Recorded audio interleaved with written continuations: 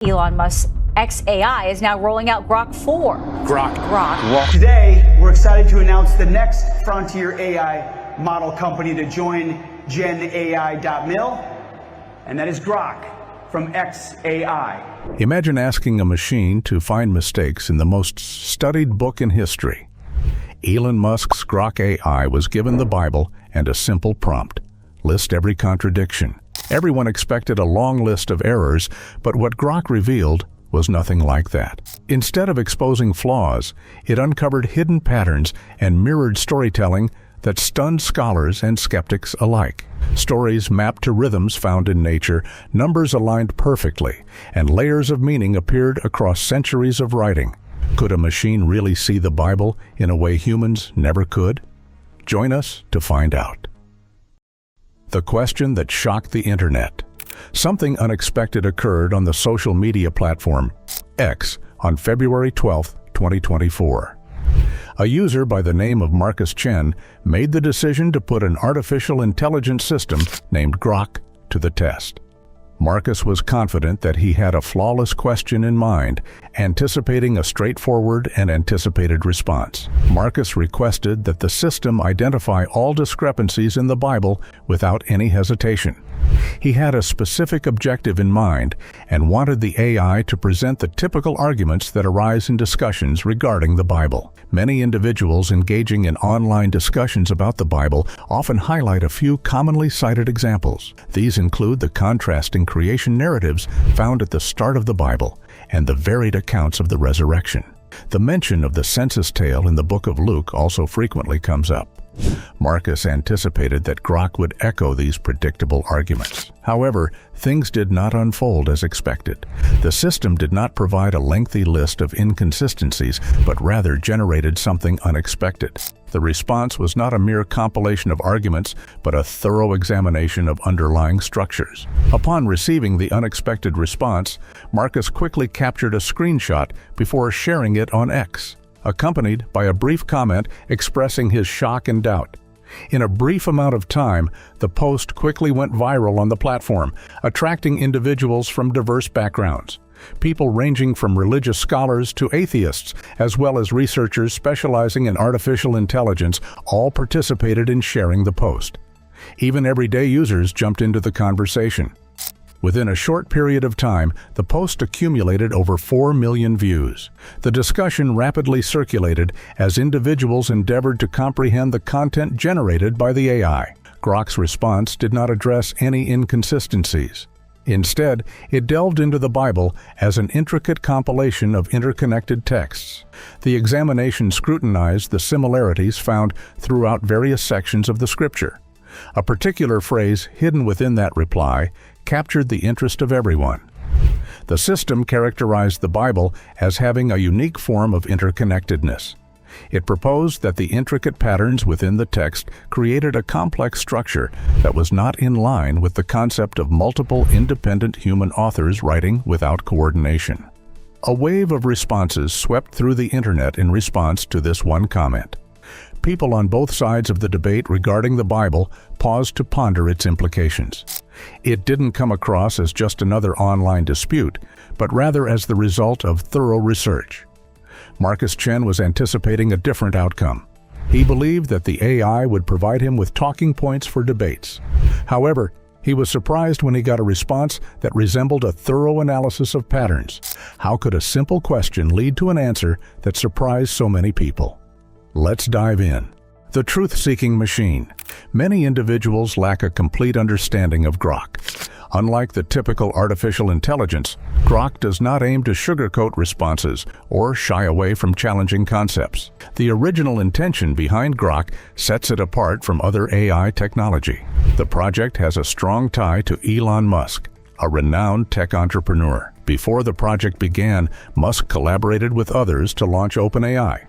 He was among the 11 initiators and served as a co-leader with Sam Altman. Musk was once an influential figure in steering the company's path, but he decided to disengage from the board in 2018, citing disagreements with OpenAI team's proposed strategies. Following Musk's departure, OpenAI carried on with its advancements in artificial intelligence. At the conclusion of 2022, the organization unveiled ChatGPT. Soon after, in March of 2023, OpenAI launched GPT-4, a significantly enhanced iteration of its technology. In that very month, Musk became part of a group of researchers and specialists who signed a public letter arranged by the Future of Life Institute. The letter proposed a temporary halt in the advancement of artificial intelligence systems more advanced than GPT-4, lasting approximately 6 months. The main goal was clear. Many individuals were of the opinion that the fast evolution of AI technology required thorough deliberation and conversation. Shortly after that, Musk discussed a new concept while being interviewed on Tucker Carlson Tonight by Tucker Carlson. In the course of the discussion, he mentioned the development of a unique chatbot, which he referred to as TruthGPT. Musk characterized this endeavor as an AI dedicated to uncovering truth. Its primary goal would be to uncover objective truths and delve into the depths of reality. He also raised alarms about the current trend of training AI to prioritize political correctness in their responses. The project eventually underwent a name change and was referred to as Grok. The origin of the name is quite intriguing, stemming from a term used by author Robert A. Heinlein in his book Stranger in a Strange Land, which was released in 1961. Within the narrative, the term conveyed a profound and thorough comprehension, going beyond mere knowledge to encompass a deep understanding of the concept in its entirety. The purpose of Grok was influenced by that concept. The intention behind the system was to confront questions rather than evade them. Its purpose was to delve into complex subjects and communicate potentially sensitive information. Musk, upon unveiling Grok to the public, highlighted its ability to address inquiries that other systems would shy away from tackling. Due to its established status, individuals anticipated a particular type of reaction from it. When Grok was asked to analyze one of the most researched religious texts in history, observers were confident they knew the outcome. They anticipated the system to generate an extensive catalog of critiques and conflicting ideas. The elevated anticipation was fueled by yet another factor. Grok has a direct link to X, a popular social media platform that hosts numerous discussions on a daily basis. This connection allows the system to access a continuous flow of conversations, ranging from heated debates to scholarly discussions to bizarre conspiracy theories shared in lengthy threads. Grok observes the interactions happening every hour, which consist of questions, disputes, and viewpoints from all angles.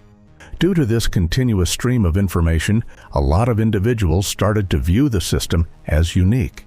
Grok, unlike humans, lacks any childhood recollections. It does not mature within any particular cultural or religious framework. It is not concerned with the concept of punishment or reward. Social influences from friends or family do not influence it.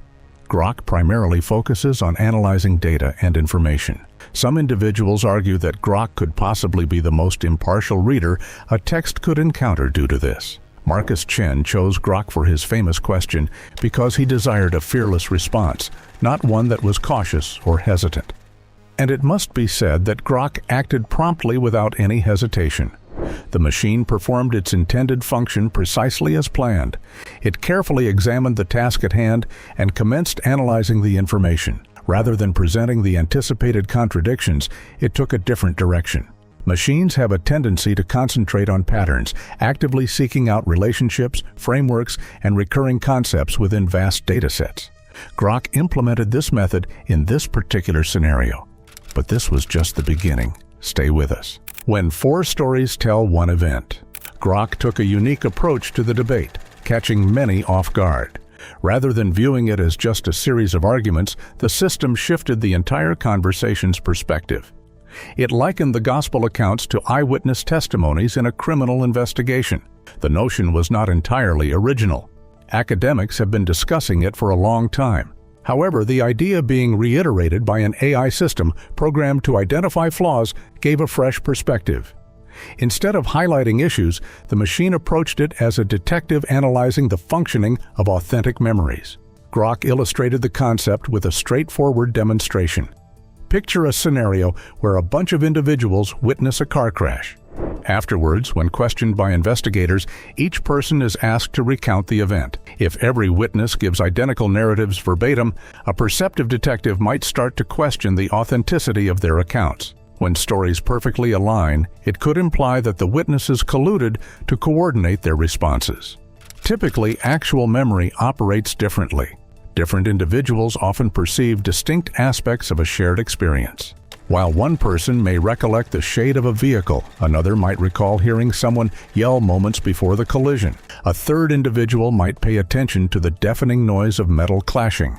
Although the narratives may intersect in terms of the primary occurrence, the specific details frequently differ. In actuality, this occurrence is frequently observed. The human mind tends to emphasize certain experiences based on an individual's perspective and emotional response during those moments. Grok believes that a similar trend can be observed when analyzing the four Gospels.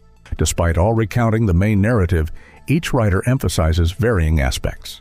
There have been researchers who have analyzed this particular trend in depth. Simon Gathercole, a scholar from the University of Cambridge, is among them. He has explored the concept of unplanned correlations, which refer to instances where different texts include information that becomes coherent only when compared together. In some instances, a writer may casually mention a minor detail without providing further elaboration, while another writer may introduce a separate tidbit that seamlessly bridges the gap. This organic linking of information occurs without any evident attempts to seamlessly integrate everything into a cohesive narrative. While analyzing the gospel narratives, Grok observed a similar trend. The authors provide various accounts of the women who visited the tomb following Jesus' death. In Matthew, Mary Magdalene and another Mary are mentioned. Mark also includes Salome in the group. Luke includes Joanna, among other women. On the other hand, John focuses mostly on Mary Magdalene. Throughout history, critics have cited these variances as evidence of inconsistency. Their contention is that if the records do not align, then they cannot all be accurate. Grok had a unique perspective on the situation. The system observed that the writers did not assert that they were providing an exhaustive list of all individuals in attendance. Rather, each writer focused on specific individuals, possibly based on their target audience or the aspect of the narrative they wished to highlight. Excluding a name does not necessarily lead to inconsistencies. Instead, it showcases a unique viewpoint. Following that, Grok posed a compelling inquiry. How could all four narratives align seamlessly? The solution was straightforward. The authors could have simply reproduced information from a single source, reiterating the same details repeatedly. However, Grok mentioned that complete consensus could lead to increased doubt. When reports are too similar, it may indicate plagiarism rather than authentic accounts. The gospel narratives do not duplicate each other, but provide varying perspectives on a common occurrence. The analysis of this phenomenon suggests that it mirrors how actual witnesses describe an event from their own unique vantage points. The code inside the text. This is the moment when the conversation veered into unexpected territory. Up to this point, Grok had been delving into the interpretations of the words and narratives found in the Bible. It analyzed the way in which the authors portrayed events and the similarities and differences between their accounts. But eventually, the system shifted its attention.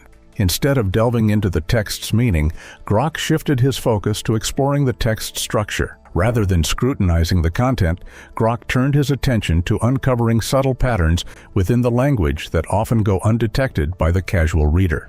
The discovery was unexpected for a lot of individuals. The examination piqued the interest of Peter J. Williams, a biblical scholar based at Tyndale House. Upon coming across the online conversation, he reached out to the individual who initiated the discussion to gain a thorough understanding of Grok's findings.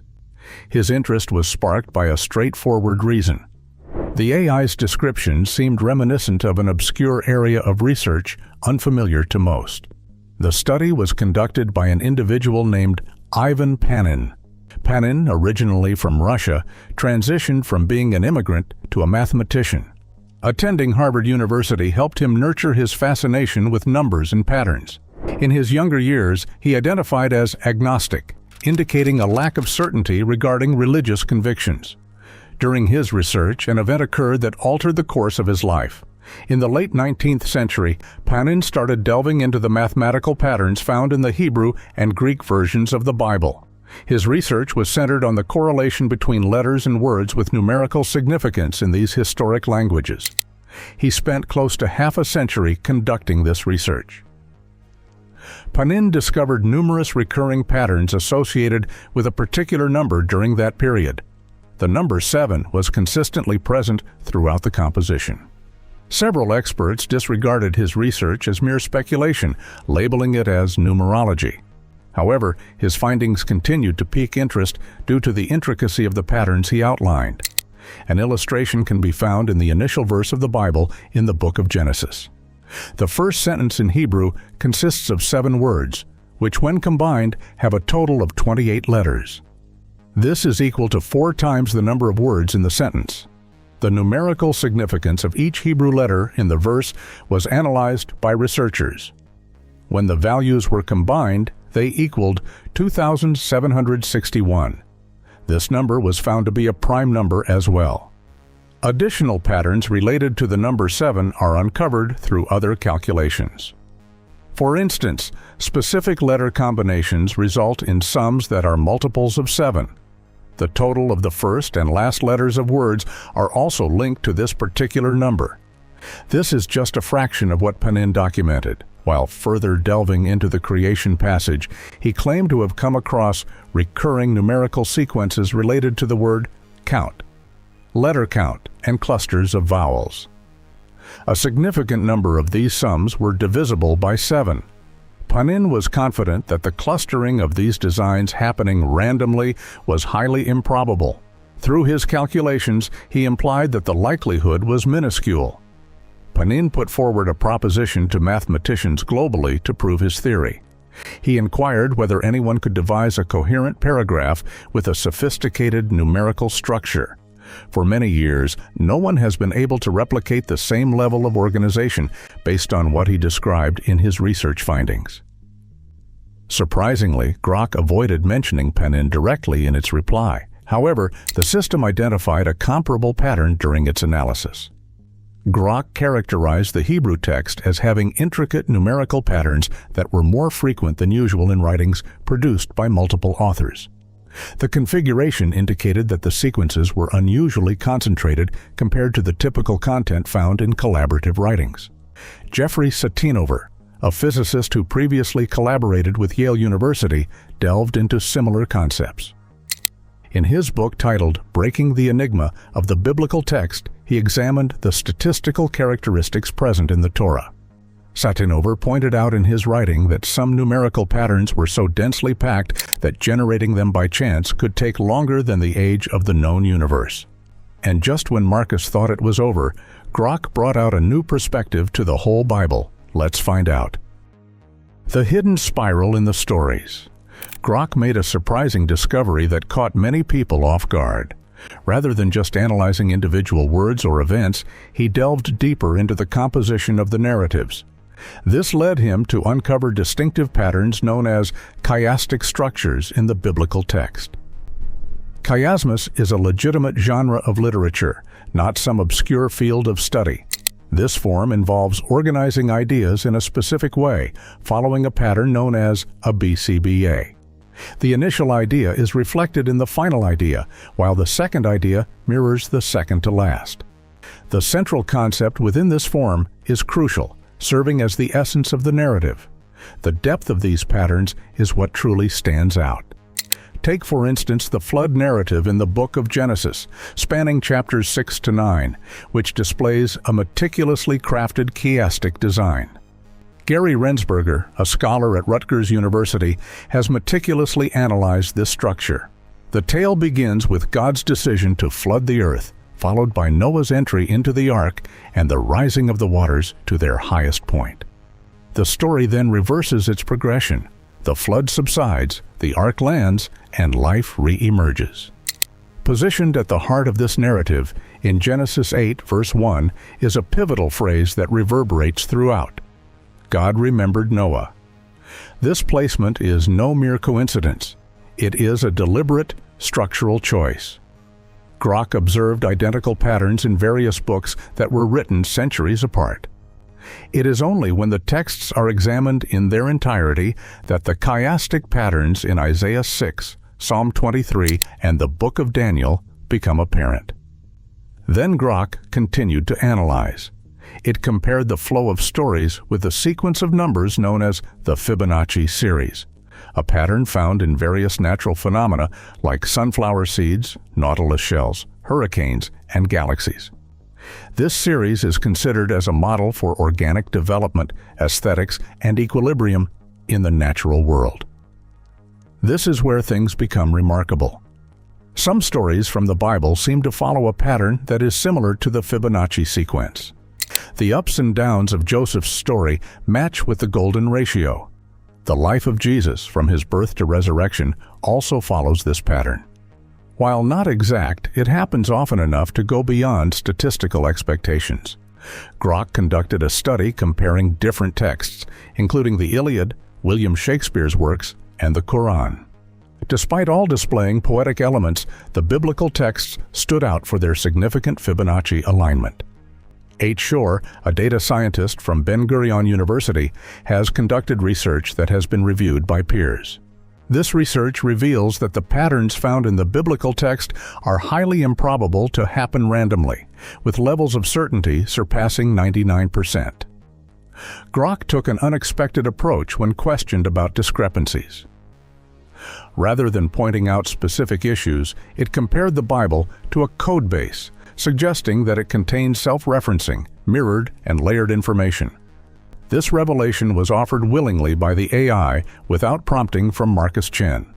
If you enjoyed this video, like and subscribe, and also click the next video shown on your screen.